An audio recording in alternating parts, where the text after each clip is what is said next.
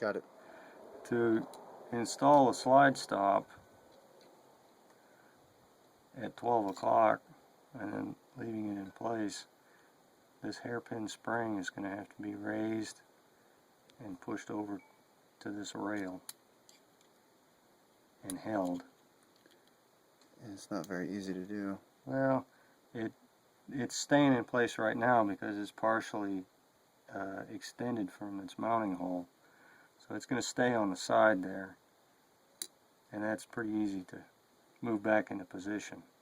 But when it's fully deeply located in its mounting hole, and some of them when they're brand new they wedge in there real good, you're going to have to hold it up with some kind of a tool to the side to let the slide stop drop back into place. And return it to its position, you just want to move it over till it drops down. Now it's partially extended here, so you want to press that back down to its deep-seated position right there, and that seems to be in place. Now the factory has probably gone on the back side and staked that, because it looks like I see a small staking area in that pin. If you were to stake that a little too firm, it could break the end off. As far as I know, that's about the only fragile part of the whole weapon, and at least to be taken care of. And as I mentioned before, these two slide rail extensions are quite delicate. Yeah, if you ever drop this and it lands on one of those, they'll probably break off right about here. I took one of these to have a Rockwell hardness test done on the slide, and we came up with about 20 Rockwell on a tester.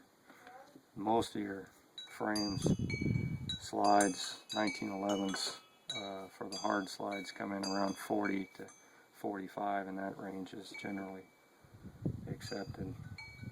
We're going to put the left grip back on, rotate it, and it's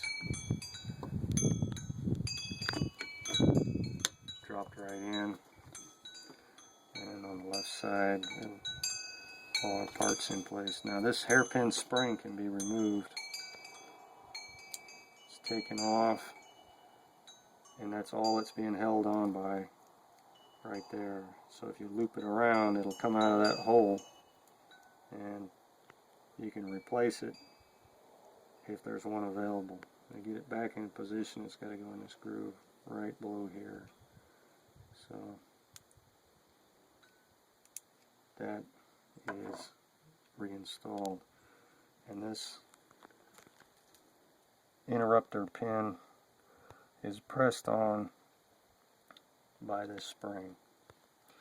So everything is back in place there. We can reinstall this grip, and depending on how old your grips are, they may be tight or snug.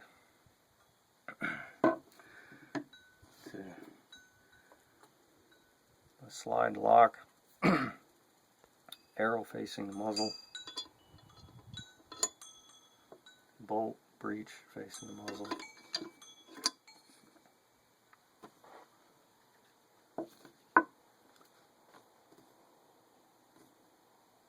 Spring actuator, guide rod, and spring. There's a hole in the slide. I always turn the bottom coil, last coil to the bottom.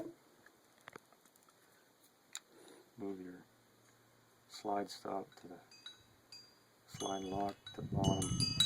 Line it up on the rails. Now, when you come to the interrupter, don't slam the gun. Light pressure should be all that's needed. On the slide all the way to the back, you'll see that the spring wants to catch. Position the spring central on the hole, and the guide pin is inserted. Takedown catches, return to the upper position, and the slide is locked. Safety is on, safety is off, and the action is free to move. All we gotta do now is put the screws in for the hand grips. put the screws in for the hand grips, and the magazine is ready to install.